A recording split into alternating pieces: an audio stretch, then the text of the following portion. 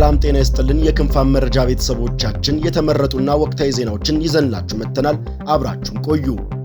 በዛሬው ዝግጅታችን የፋኖ ኃይሎች በአንድ ድርጅት ስር መሆን ድርድርን ያቀርባል ወይስ ውጊያን ያጠናክራል በሚል ርዕስ ቢቢሲ ዘለግ ያለ መረጃን ይዞ ወጥቷል። ያንን መረጃ ክንፋም እንደሚመለከተው ያጋራቸዋል። ሁሌም መረጃዎቻችን በፍጥነት እንዲደርሳችሁ ቻናላችንን ላይክ፣ ሼር፣ ሰብስክራይብ በማድረግ የደውል ምልክቱን በመጫን ጀምሩ። የፋኖ ኃይሎች በአንድ ድርጅት ስር መሆን ድርድርን ያቀርባል ወይስ ውጊያን ያጠናክራል በሚል ርዕስ ቢቢሲ ዘለግ ያለ መረጃ ይዞ ወጥቷል። ክንፋምም እንደሚመለከተው ሙሉ መረጃውን ያቀርብላችኋል። ከሁለት ዓመት ለተሻገረ ጊዜ በበርካታ የተለያዩ ስርዓቶች ስር ሆነው ከመንግስት ጋር ሲዋጉ የቆዩት የፋኖ ኃይሎች በመጨረሻም ወደ አንድ ድርጅት የመጡ ይመስላሉ። በዘመነ ካሴ የሚመራው የአማራ ፋኖ ብሔራዊ ኃይል አፋባህና በእስክንድር ነጋ የሚመራው የአማራ ፋኖ ህዝባዊ ድርጅት አፋሃድ ራሳቸውን አክስመው አንድ ታጣቂ ድርጅት መፍጠራቸውን ይፋ አድርገዋል። የአማራ ፋኖ ብሔራዊ ንቅናቄ አፋባብን የሚል ስያሜ የያዘ አዲስ ድርጅት የመጨረሻዎቹ የፋኖ ኃይሎች ተዋህደው የፈጠሩት እንደሆነ የድርጅቱ የህዝብ ግንኙነት መምሪያ ኃላፊ የሆኑት የተመደቡት አስረስ ማረ ለቢቢሲ መናገራቸውን ክንፋም ተመልክተዋል። የፋኖ ኃይሎች አዲስ ድርጅት መመስረታቸው ይፋ ያደረጉት ለበርካቶች ሞትና በሚሊዮኖች ለሚቆጠሩ ህጻናት ከትምህርት ውጪ መሆን ምክንያት የሆነው የአማራ ክልል ግጭት ወደ 3ኛ ዓመት እያመራ ባለበት ጊዜ ነው። እንደ ካፒቴን ማስረሻ ሰጠኝ፣ ኮሎኔል ፋንታው ሙሃባውና ኢያሱ አባተ ያሉ የአማራ ፋኖ ህዝባዊ ድርጅት አመራሮች የትጥቅ ትግልን በመበተን ከመንግስት ጋር ስምምነት የፈጸሙትም በዚህ ሰሞን ነው። መንግስት የሰላም ንግግርን በተመለከተ በተለይም ለዓለም አቀፍ ማህበረሰብ አባላት በሚሰጣቸው ማብራሪያዎች ላይ የፋኖ ኃይሎች የተበታተነ እዝ ስር መሆን እንደ አንድ እንቅፋት ሲጠቅስም ቆይተዋል። አሁን የፋኖ ኃይሎች የአንድ ድርጅት ምስረታ በመንግስት በኩል ሲነሳ የቆየውን አንድ ተግዳሮት የሚያስወግድም ይመስላል። በእርግጥም ግን የፋኖ ኃይሎች ወደ አንድ መምጣት የሰላም ንግግርን ያቀርባል ወይስ የተገዳዳሪነት ስሜትን በማጠናከር ድርድሩን እንዲገፋ ያደርገዋል? ባልተማከለ እዝ የተመራ የትጥቅ እንቅስቃሴ። የዶክትሬት ዲግሪያቸውን በሰላምና ደህንነት ላይ የሰሩት ስማቸው ለደህንነት ሲባል የቀየሩት ዶክተር ዳንኤል የፋኖ ኃይሎች እንቅስቃሴና አወቃቀርን በተመለከተ የተለያዩ ጽሑፎችን አሳትመዋል። የፋኖ ኃይሎች ትጥቅ ትግል የተለያዩ ቡድኖች የአማራ ንቅናቄ ነው ብለው የሚያስቡት ይዘው ከታች የተነሱት እንቅስቃሴ እንደሆነም ያስረዳሉ። በዚህም ምክንያት በየቦታው በጣም ብዙ የተለያዩ ቡድኖች እንደነበረ የሚገልጹት ተመራማሪው የታጣቂዎቹ አመራር መስመር ማዕከላዊ እዝ የሌለው እንዲሁም ያልተማከለ እንደነበረም ያብራራሉ። አትርሰው ነጮና ያሬድ ደበበ የተባሉ አጥኚዎች የካቲት 2016 ዓ.ም ባሳተሙት አንድ ጽሑፍ በክልሉ 9 የተለያዩ የፋኖ ቡድኖች እንደሚንቀሳቀሱም አመላክተው ነበር። የእነዚህ ኃይሎች እርስ በርስ ግንኙነት የላላ እንደሆነ እንዲሁም አብዛኞቹ አነስተኛና ራሳቸውን ችለው የሚንቀሳቀሱ እንደሆኑም ጽፈዋል። ይህንን ሐሳብ የሚጋሩት ዶክተር ዳንኤል የአማራ ጥያቄ በሚለው ላይ ላይለያዩ ይችላሉ።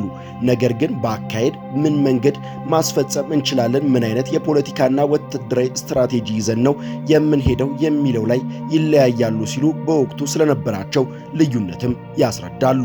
ይህንን አይነት ቅርጽ የያዘ ትግል የአማጽያን እንቅስቃሴ አንድ መገለጫ እንደሆነ የሚያነሱት ዶክተር ዳንኤል በንድፈ ሐሳብ ደረጃ የራሱ ጥቅሞች እንዳሉትም ይገልጻሉ።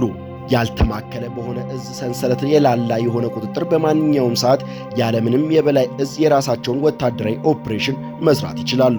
በመንግስት ኢላማ የመደረግ እድላቸውን በጣም ይቀንሳል፣ ምክንያቱም ብዙ ቦታዎች ላይ ነው ያሉት በማለትም ያብራራሉ። በተቃራኒው ግን ይህ አካሄድ አንድ አለመሆን እንደሚያስከትልም ያነሳሉ። እንደ ዶክተር ዳንኤል ገለጻ ቡድኖቹ አንድነት ከሌላቸው በድርድር የሚመጣ የሰላም መፍትሄ ለማስፈጸም በጣም ከባድ ይሆናልም ይላሉ። ፍላጎታቸውና ጥቅሞቻቸውን በግልጽ ተባባሪ እንዳይሆኑ እንደሚያደርግም ያክላሉ።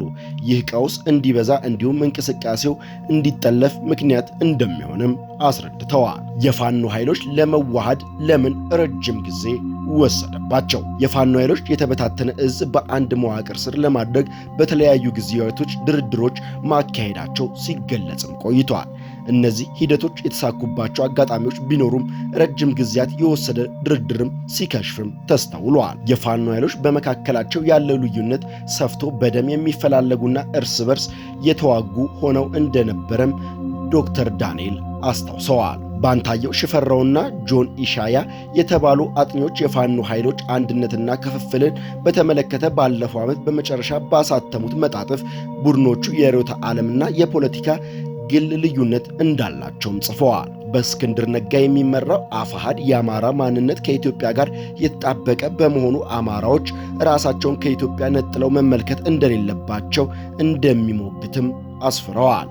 በተቃራኒ ወገን ያለው ኃይል ምልከታ ደግሞ ጥልቅ መሰረት የጣለው በአማራ ብሔር ማንነት ላይ እንደሆነም ጸሐፊዎቹ ጠቁመዋል። ይህ አመለካከት የአማራ ብሔርተኝነት እንደ ኢትዮጵያን መልሶ መገንቢያ መንገድ አድርጎ ከማየት ይልቅ ለአማራ ሕልውናና ጥቅም ቅድሚያ የሚሰጥ ነው ሲልም ልዩነቱን አብራርተዋል። ዶክተር ዳንኤል ይህ አማራነት ወይስ ኢትዮጵያዊነት ይቅደም የሚል ክርክር አንዱ የክፍፍል ምንጭ እንደነበረ ቢያምኑበትም ከዚህ በላይ ግን አውራጃዊነት ዋነኛ ተግዳሮት ነው ይላሉ። ይህ ጉዳይ የእዝ መዋቅሩን ማመምራት አለበት በሚለው ላይ ይንጸባረቅ እንደነበረም በማንሳት ይከራከራሉ። ከዚህም ባሻገር በውጭ ሀገር በሚገኙ ዲያስፖራዎችና የዲያስፖራው ሚዲያዎች መካከል ያለው የአቋም ልዩነት አንድ እንዳይሆኑ ትልቅ አስተዋጽኦ አድርጓል ሲሉም ተጨማሪ የሚሉትን ምክንያት ጠቅሰዋል። የአዲሱ ድርጅት የህዝብ ግንኙነት መምሪያ ኃላፊ የሆኑት አስረስ ማረም በምክንያትነት የሚያነሱት ይህን ጉዳይ ነው። ከውጭም ከውስጥም ጣልቃ ገብነቶች ነበሩት የሚሉት አስረስ በተለይም የመደራጀት ሚናውን መሬት ላይ ላለው ኃላፊ ለመሪው ያለመተው ይልቁንም በርቀት ሆነው የመወሰን ፍላጎት ነበሩ ሲሉም ተናግረዋል። የራስን ጉዳይ በራስ በመወሰን ረገድ የነበረ ክፍተትን ከዚህ ጋር የተያያዘ ምክንያት አድርገውም ጠቅሰዋል። የአማራ ፋኖ ብሔራዊ ንቅናቄ እንዴት ተዋቀረ?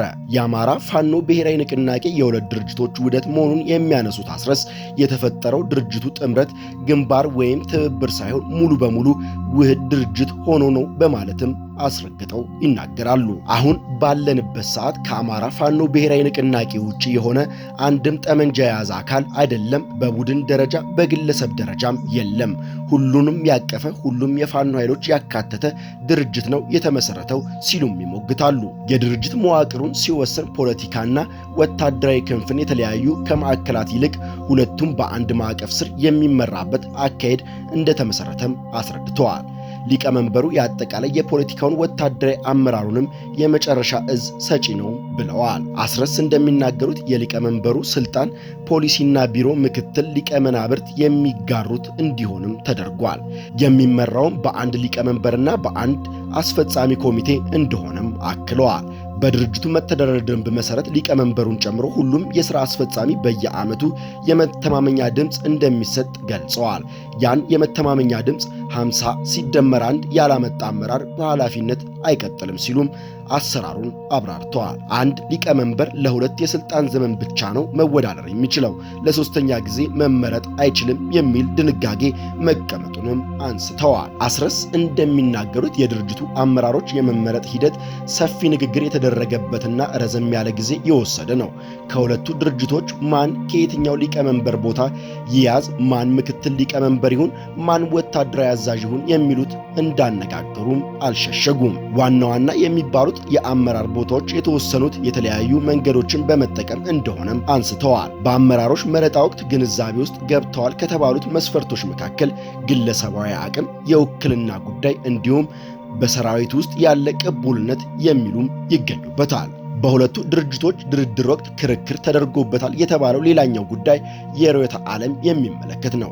የአማራ ፋኖ ብሔራዊ ንቅናቄ መመስረት ይፋ በተደረገበት መግለጫ ላይ ድርጅቱ የሚመራው በአማራ ብሔርተኝነት ርዕዮተ ዓለም እንደሆነም ተገልጿል።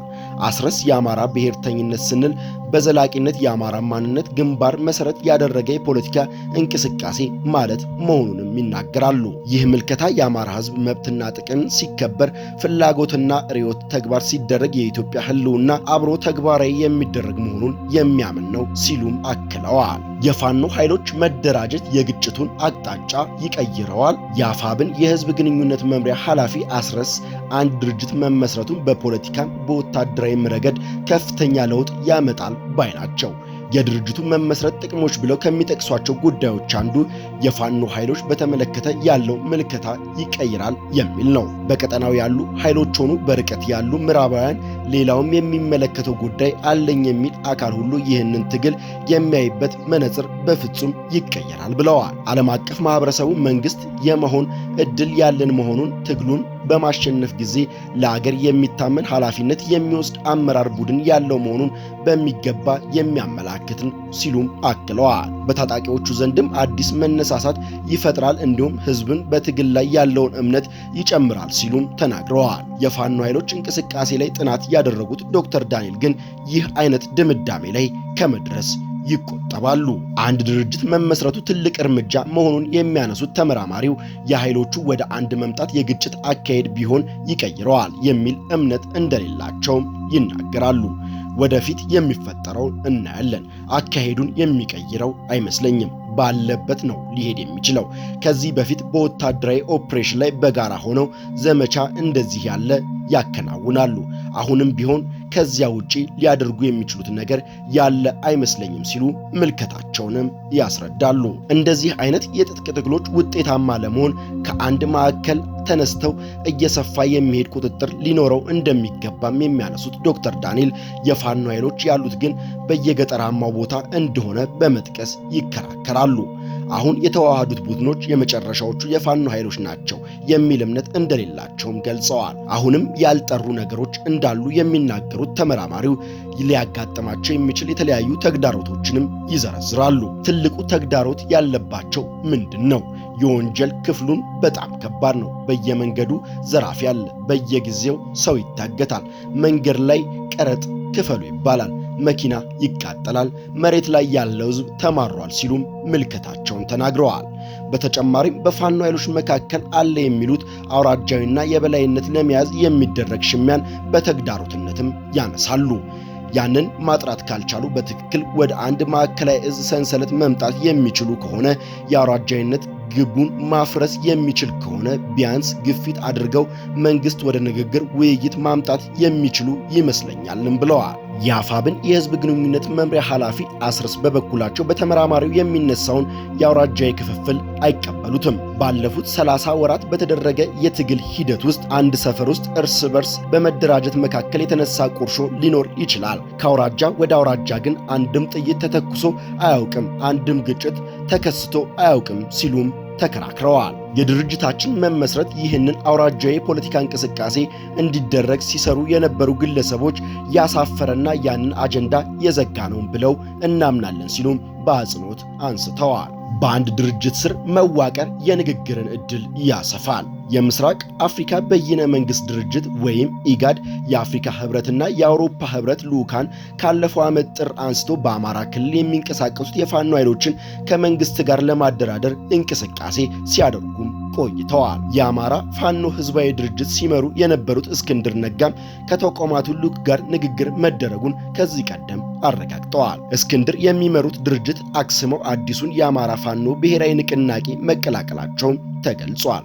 ይህ ከመሆኑ አስቀድሞ ግን ቢያንስ 3 የአማራ ፋኖ ህዝባዊ ድርጅት አመራሮች የትጥቅ ትግልን በመተው ከመንግስት ጋር ስምምነትን ፈጽመዋል። ስምምነትን ከፈጸሙት አመራሮች አንዱ የሆኑትና የድርጅቱ ወታደራዊ አስተዳደር መምሪያ ኃላፊ እንደሆኑ የተገለጹት ኢያሱ አባተ የአማራ ፋኖ ህዝባዊ ድርጅት በፋኖ ትግል ውስጥ ብቸኛው የመጀመሪያው ድርጅት ነው፣ ሁሉም ፋኖ ወክለው ነው ያለነው ሲሉም ተደምጠዋል። ይህንን ሂደት የተከተሉት ዶክተር ዳንኤል ወደ መንግስት የተመለሱት አመራሮች በዚህ ስምምነት ሊጸኑ የሚችሉ ቢሆን በትጥቅ ማስፈታትና መልሶ ማዋሃድ ሂደት ውስጥ የሚያልፉ ታጣቂዎች ግን ባሉበት ይቆያሉ የሚል እምነት የላቸውም። ታጣቂዎቹ ዲሞቢላይዝ እንዲሆኑ የተወሰነ ሳንቲም ስልጠናም ይሰጣቸዋል። ያቺ ገንዘብ ስታልቅ ተመልሰው ወደ ጫካ ይሄዳሉ። ምክንያቱም ጫካ ውስጥ የበለጠ ገንዘብ ማግኘት ይችላሉ በማለትም አስረድተዋል። ዶክተር ዳንኤል በአጠቃላይ ግጭቱ ወደ ሰላም ድርድር ለመስራት የሚያስችል ደረጃ በስሏል ለማለት እንደሚቸገሩም ገልጸዋል። ሁለቱ አካላት ወደ ድርድር ለመግባት አቅማቸው ተሟጧል ወይም ለመደራደር ፍላጎት አላቸው ወይ? የመደራደር እድልና መድረክስ ተሟልቷል ወይ? ሊያደራድር የሚችል አካልስ አለ ወይ? የሚሉትን ጥያቄዎች መመለስ እንደሚኖርባቸው እንዳለባቸውም ዘርዝረዋል። የትግራይን ጦርነት በማሳያነት የሚጠቅሱት ተመራማሪው ጦርነቱ እስከ ደብረ ሲና እስከሚደርስ ባለበት ጊዜ ውስጥ የተከፈለው ሰብአዊና ቁሳዊ ዋጋ የፌዴራል መንግስትን አቅም እንዲሟጠጥ እንዳደረገውም ይጠቅሳሉ። በትግራይ ኃይሎች በኩል የመጨረሻ ሞት እንደነበረም አስታውሰዋል። በሁለቱም በኩል የነበረው መዳከም የዓለም አቀፍ ማህበረሰብ ካሳደረው ጫና ጋር ተዳምሮ ተፋላሚዎቹ ወደ ድርድር እንዲሄዱ ማድረጉንም አብራርተዋል። የዚህኛው ግን በፋኖ በኩል እንደዚህ ማድረግ የሚችል አይመስለኝም። አሁንም አጥቅቶ መሸሽ፣ የደፈጣና ድንገተኛ ጥቃት የመፈጸም አንዳንድ ኢላማዎች ያላቸው ዘመቻዎች የማድረግ ነገር ይኖራል። መደበኛ የሆነ ፊት ለፊት መንግስት መዋጋት አይኖርም ይላሉ። ይህ አካሄድ ለድርድር የሚያበቃ አስገዳጅ ሁኔታ የመፍጠር አቅሙ ዝቅተኛ መሆኑንም ያነሳሉ። አዲሱ ድርጅት ጠንክሮ የሚመጣ ከሆነ ቦታዎች መያዝ፣ ጫና መፍጠር የሚችል ከሆነ ያኔ እንዲደራደር ማስገደድ ይቻላል ብለዋል።